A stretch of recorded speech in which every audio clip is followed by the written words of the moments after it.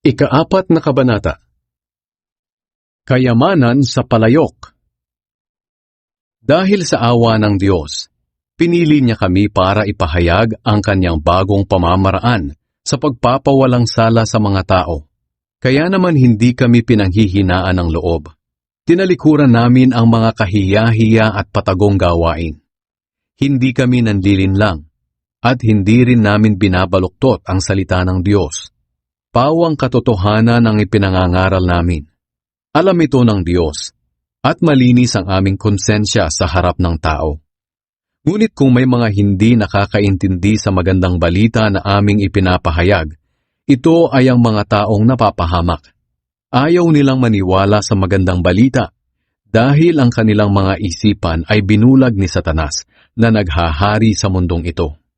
Binulag niya sila para hindi nila maintindihan ang magandang balita tungkol sa kapangyarihan ni Kristo na siyang larawan ng Diyos. Hindi namin ipinangangaral ang aming mga sarili, kundi si Hesukristo na siyang Panginoon. Naglilingkod kami sa inyo dahil kay Jesus, sapagkat ang Diyos na nagsabing, magkaroon ng liwanag sa kadiliman, ang siya ring nagbigay liwanag sa aming mga isipan, para maunawaan namin ang kapangyarihan ng Diyos na nahayag kay Hesukristo. Nasa amin ang kayamanang ito, ngunit tulad lang kami ng palayok na pinaglagyan nito, para maipakita na ang hindi maparisang kapangyarihan na nasa amin ay mula sa Diyos at hindi sa amin. Sa aming pangangaral, ginigipit kami sa lahat ng paraan, pero hindi kami nalulupig. Kung minsan kami ay naguguluhan, pero hindi kami nawawalan ng pag-asa. Maraming umuusig sa amin, ngunit hindi kami pinapabayaan ng Diyos. Kung minsay sinasaktan kami, ngunit hindi tuluyang napapatay. Lagi kaming nasa bingit ng kamatayan tulad ng nangyari kay Jesus, para sa pamamagitan ng aming buhay ay makita rin ang buhay ni Jesus. Lagi kaming nasa bingit ng kamatayan, dahil sa paglilingkod namin kay Jesus, para sa pamamagitan ng aming katawang may kamatayan, makita ng lahat ang buhay ni Jesus.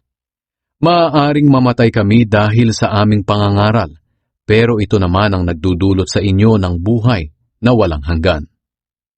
Sinasabi ng kasulatan, sumasampalataya ako, kaya nagsalita ako.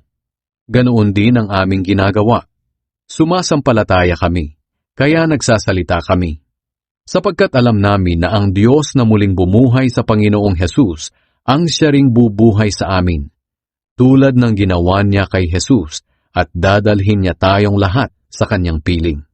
Ang lahat ng paghihirap namin ay para sa inyong ikabubuti, para lalo pang dumami ang tumanggap ng biyaya ng Diyos. At habang dumarami ang tumatanggap ng biyaya ng Diyos, dumarami rin ang nagpapasalamat sa Kanya. At dahil dito ay mapupuri siya. Iyan ang dahilan kung bakit hindi kami pinanghihinaan ng loob. Kahit na unti-unting humihina ang aming katawan, patuloy namang lumalakas ang aming espiritu. Sapagkat ang mga paghihirap na dinaranas namin sa mundong ito ay panandalian lamang, at hindi naman gaanong mabigat. At dahil sa aming mga paghihirap, may inihahandang gantimpala ang Diyos para sa amin, na mananatili magpakailanman at hinding-hindi mapapantayan. Kaya hindi namin pinapahalagahan ang mga bagay na nakikita sa mundong ito, kundi ang mga bagay na hindi nakikita. Sapagkat ang mga bagay na nakikita ay panandalian lamang, pero ang mga bagay na hindi nakikita ay walang hanggan.